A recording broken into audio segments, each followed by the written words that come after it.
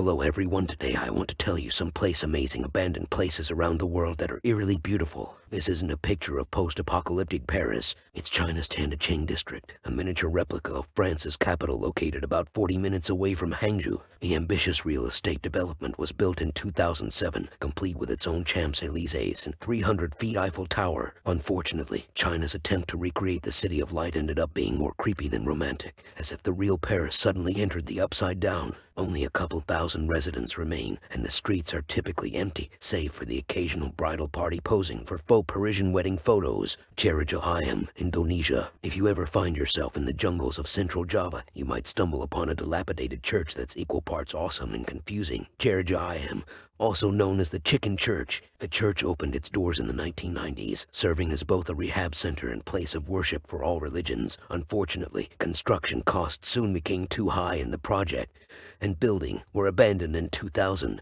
The Phao Phao has become something of a tourist destination these days, with murals adorning the interior, incredible views of the surrounding forest through the beak, and even a small cafe selling treats near the tail feathers. City Methodist Church, Indiana, famous for being the birthplace of Michael Jackson. Gary, Indiana, also happens to be the site of one of the prettiest abandoned churches in the country. Originally built in 1926 with money donated by U.S. Steel, the City Methodist Church is a 9-story marvel complete with Gothic architecture, stone pillars, and stained glass windows. Over the next several decades, the steel industry continued to falter and Gary's population dwindled, and the church was completely shut down in 1975. The structure is crumbling but still beautiful today and is a popular spot for film directors. You might recognize it from movies like A Nightmare on Elm Street or, less likely, Transformers: Dark of the Moon. Kennecott, Alaska. Nearly $200 million worth of copper was processed in Kennecott from 1911 to 1938, a self-contained mining town with its own hospital, skating rink, tennis court, and dairy. But most of the buildings have now been abandoned for around 60 years, some of which have deteriorated past the point of salvation, but are still quite lovely. The National Park Service acquired many of Kennecott's buildings and lands in 1998. The visitor center is open from Memorial Day through Labor Day, and the recreation hall is available to rent for events.